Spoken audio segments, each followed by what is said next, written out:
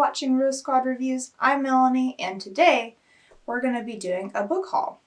Because I recently procured a bunch of books, and I now have them in my possession.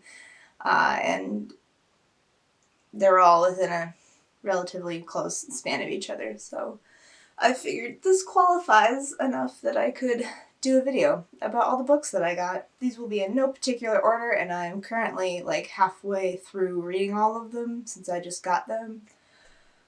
So if I've read them, I'll tell you a little bit about them, and if not, then we'll just move on.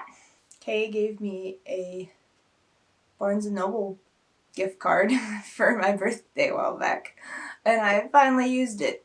So some of these books I did go and bought from Barnes & Noble. I went to Barnes & Noble with the specific intent of buying two specific books, which is The Legend of Zelda Twilight Princess manga, Volume 7 and Volume 8. So you can expect a little mini review on those books presently, soon. I'll say no more till that time. After I found the Legend of Zelda manga that I knew I wanted to buy, I had a little bit of money left on my gift card, and I was like, well, what would be a good book to own? And I chose Sweetness and Lightning, Volume 1, which is also a manga. We have done a anime review of some sort. It might be a first impression. It's probably, I remember I had really bad lighting, so I won't necessarily tag that video, but if you care to find it, you can do that. But it's about a single dad who is learning to cook food for his daughter, and it's very wholesome and heartwarming, and if you watch the anime, then you're just gonna be hungry every time you watch it because the food looks so good. These next two books go together, so I'll talk about them together. But I got Let's All Be Brave by Annie F. Downs, as well as Remember God, also by Annie F. Downs. I'm currently reading Let's All Be Brave, and so that one's about doing the things that God has called you to do when they're hard sometimes, and how like that looks different for other people. I've enjoyed Annie F. Downs' writing before. I have Looking for Lovely, and I really like that one, so I wanted to get some more of her work, because I think she's a very, not to be punny, but she's a very down-to-earth writer. This next book, The Castle Behind Thorns, has a bit of a story to it. Obviously, it is itself a story, but you might notice it has a library barcode on it, and I did not steal this from the library, because that's a felony. My family was on vacation, and in the town that we stopped by had a library, and we were bored one day, and we're like, well, we all like books, let's go to the library. And they had a sale going on at the library, and this was one of the books that was being sold.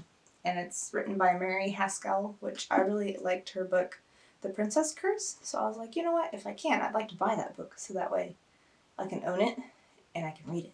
I have two more. Don't know if that's a helpful transition, but I have two more, just so you know. This one we got at another book sale, Death Comes to Pemberley, which worked out really well because my mom and I watched Pride and Prejudice shortly before I read this book, because this book is sort of a continuation of the story in Pride and Prejudice. It's not by Jane Austen or anything, but it does kind of continue what could have happened afterwards.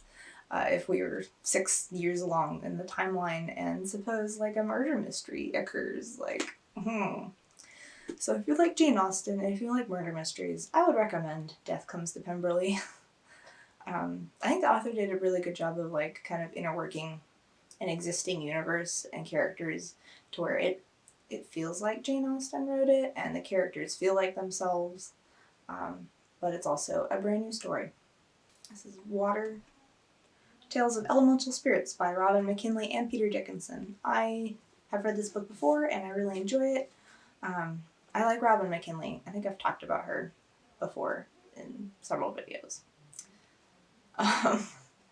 But she and Peter Dickinson kind of take turns trading off, writing different short stories about kind of mystical creatures that live in the water or have connections to the water. So there's several like mermaids, and then there's a sea serpent, and just kind of all sorts of fun stuff.